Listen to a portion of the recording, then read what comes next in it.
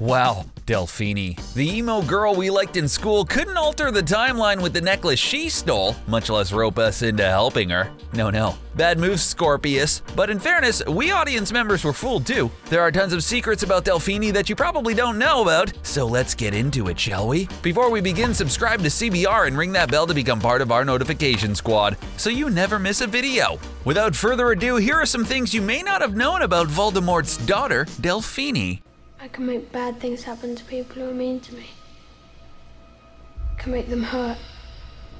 Ice Cold Witch. Delphini is the daughter of Voldemort. That's an easy one, it's in the title. No gold star for you. We'll touch on the implications again later, but if you know anything about Voldemort, you know he was manipulative and ruthless, lacking empathy or a moral compass. He got away with bullying, opening the Chamber of Secrets, and starting the Death Eaters with a combination of charm and great potions essays. Only Dumbledore could see through him, but since he wasn't headmaster back then, he had no power to have Voldemort kicked out of Hogwarts. Delphini is very similar. In Cursed Child, she played the long game, taking Albus and Scorpius under her wing and even helping them to iron out the conflicts in their otherwise inseparable friendship. When the time is right, she exploits the trust she's built with them to catastrophic results. We'll go into details later, but the way JK Rowling drags out her betrayal before revealing is just golden. Her name, Possibility 1. The origin of the name Delphini is obscure. One possibility is that Delphini refers to Delphi, the ancient Greek city made famous for its fortune-telling oracle named Pythia. Since prophecy surrounds Delphini and her life, this interpretation of her name makes sense. Rowling often gives Greek, Latin, Celtic, or Anglo-Saxon names to her characters. We have Minerva McGonagall, named after the Roman goddess Minerva. There's Sybil Trelawney, named after the Sibyls, the official occupation title of all Greek oracles. Then there's Godric Gryffindor, with a common 11th century Anglo-Saxon name. These are just a handful of examples, and they're all meant to mean something. By the way, there's still a real city in Greece called Delphi. You should check it out one day. This is the Black family tree.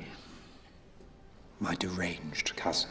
Her name, Possibility 2. The other possibility for the origin of Delphini's name is the constellation Delphinus, referring to the Latin word for dolphin. Delphini's mom, Bellatrix Lestrange, was born into the Black family, the same family of pure-blood wizards that gave us Sirius Black. The family had a tendency to name some children after stars and constellations. Bellatrix is a star, and so are Sirius and Regulus. Their father was named Orion. Since Voldemort probably didn't care much for the child beyond her potential usefulness as a minion, we can assume Bellatrix did all the caring and probably the naming, which leaves us wondering, are there other Black family members out there ready to bust Delphini out of Azkaban? Any cousins of Bellatrix to pose a new challenge to Harry's Department of Magical Law Enforcement? We'll just have to wait for JK Rowling to pick this story thread up again, which she probably will, because she's not going to stop doing any of this. Ka-ching! What about you, Lucius?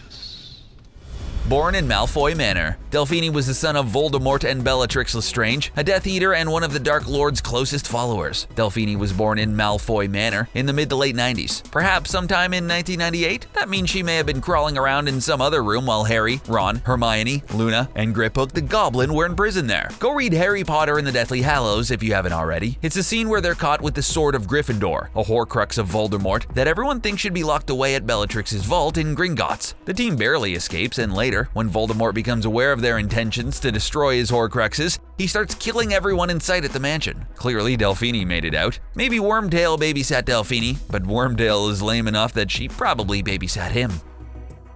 No one asked your opinion, you filthy little mudblood.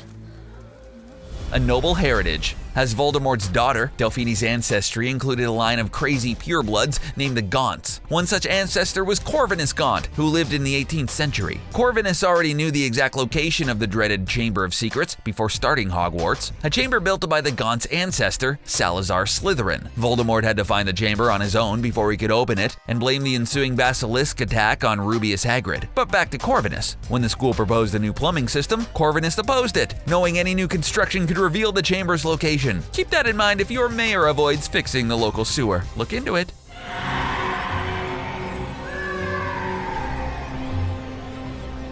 Bellatrix's absence in Book 6. Bellatrix Lestrange appears once in Half-Blood Prince. She follows Narcissa Malfoy to a visit to Snape's house at Spinner's End. Narcissa wants Snape to help Draco carry out his orders to kill Dumbledore, but Bellatrix still doesn't trust Snape after all those years working for Dumbledore. But then she doesn't show up again. Given her mistrust of Snape, you'd think she'd attend Dumbledore's murder just to make sure, but not if she's pregnant with Delphini. Dumbledore's death in June of Harry's 6th year is at least 9 months after Snape makes his unbreakable vow to kill the headmaster. That's enough time for Bellatrix to get pregnant and to give birth.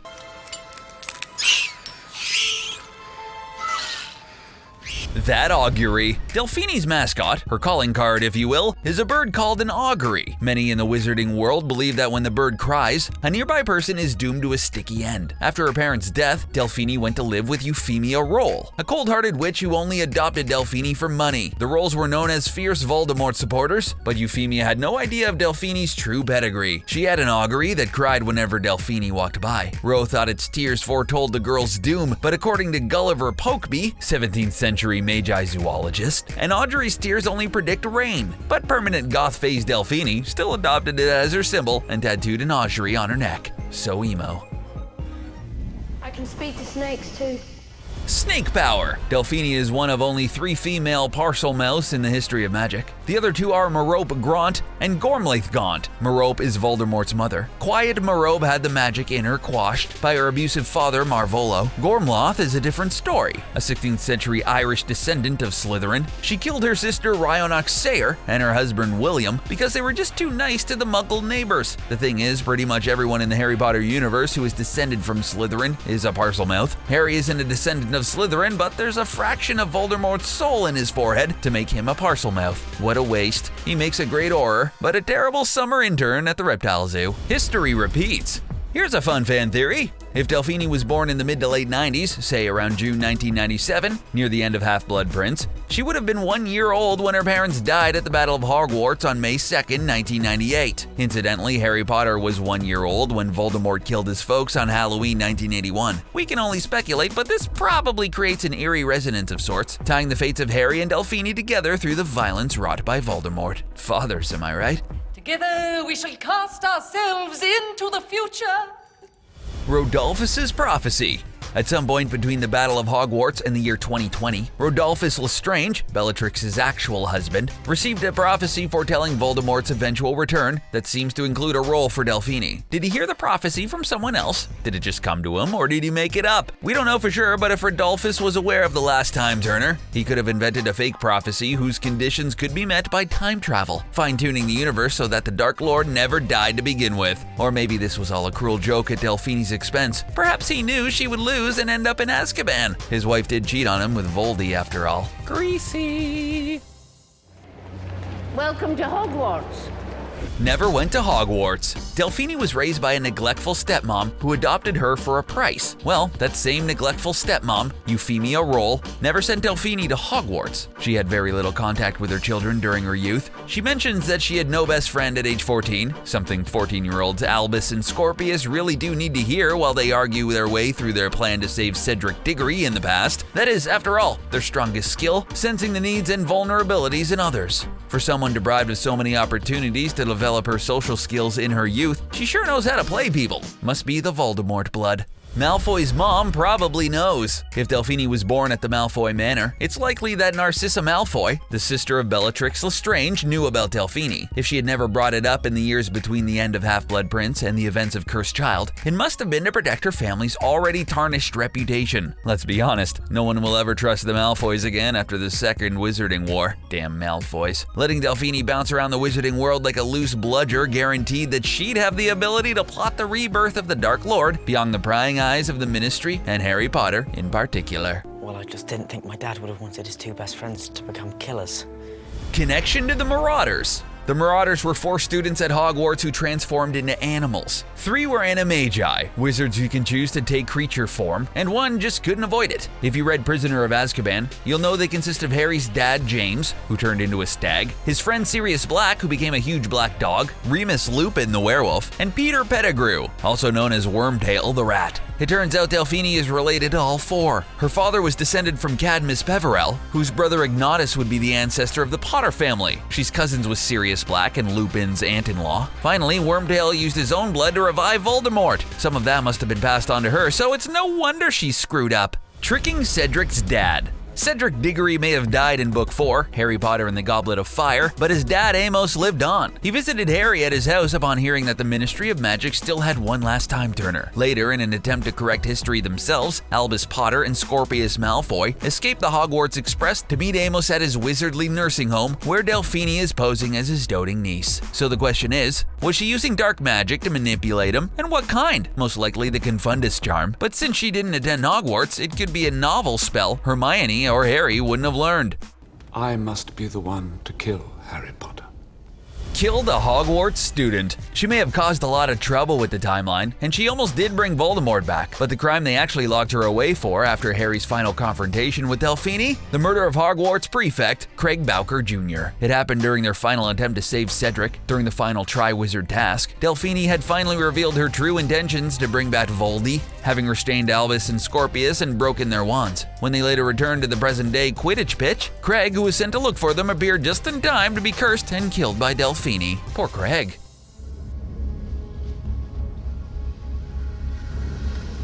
She might control the Elder Wand. The Elder Wand is a powerful, sentient wand that can switch allegiance to the wizard that steals it from another in a duel, or otherwise defeats its previous owner. Voldemort was famously unable to use the Elder Wand against Harry because it technically belonged to Draco Malfoy, since he had disarmed Dumbledore on the Astronomy Tower, not Snape. Now, in the confrontation between Delphini, Harry, Scorpius, Albus, and Draco, Delphini disarms Harry. She's ultimately overpowered by the rest of the group, which means one of two things. Either Delphini controls the Elder Wand, or 3 other people besides Harry do. If it's the former, then that's a setup for a sequel.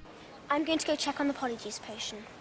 Becoming Hermione. No Harry Potter story is complete without a bunch of kids stealing Polyjuice potions. Sounds like my time in high school. That's exactly what Albus, Scorpius, and Delphini do to sneak into the Ministry of Magic and steal the time turner that would help them save Cedric Diggory. Scorpius becomes Harry, Albus becomes Ron, and Delphini becomes Hermione. Except while breaking into her office to retrieve the time turner, the real Hermione shows up. We wish the two could have confronted each other there, but that's one of those fanboy matchups that sounds better on Reddit than in the actual play. Albus, disguised as Ron, had to distract Hermione instead. Oh, Ilvermorny, Massachusetts. Fan theory time. There's a fan theory out there which states that Delphini isn't the daughter of Voldemort. In this theory, instead of getting her parcel tongue and evil disposition from Voldemort and the Gaunts, she's the orphan descendant relative of one Rhinox Sire, a different ancestor of Slytherin. Born in Ireland, Sire would become one of the founders of the American Ilvermorny School of Witchcraft and Wizardry in Massachusetts. Perhaps, when and if Delphini escapes or makes parole, she'll head to our side of the pond and exploit the secrets of Ilvermorny's founders, the way Tom Riddle did at Hogwarts. Is that really what my hair looks like from the back? Her hair. She's described in the original script as having colorful hair. Well, she's related to Nymphadorna Tonks. They're first cousins, and Tonks, a metamorphomagus, could change her appearance at will, usually involving pink or purple hair. So does Delphini also possess the same abilities as her not-so-dear cousin? Well, sadly, we don't exactly know, but never say never. If Delphini comes back, perhaps we'll learn more. For now, it looks like she'll probably get the same magical hair extensions and enchanted dyes like the other witches of the wizarding world. Connection to Black Mirror. Okay, this one's a little random, but the debut of Harry Potter and the Cursed Child in London's West End Theatre District starred Esther Smith as Delphini. She also plays the woman who uploads a copy of her consciousness into a personal smart home hub, where John Hamm essentially tortures her into becoming her own personal assistant, adjusting the temperature and lights for the real her forever. That's pretty creepy, but it was a chilling performance, and it's easy to understand why Smith was picked to play Voldemort's daughter in the debut of Harry Potter and the Cursed Child. There you have it. Do you agree with this list? Is there anything you know about Delphini that we may have missed? Let us know in the comment section below, and don't forget to subscribe to CBR to stay up to date with all our awesome videos. Thanks for watching.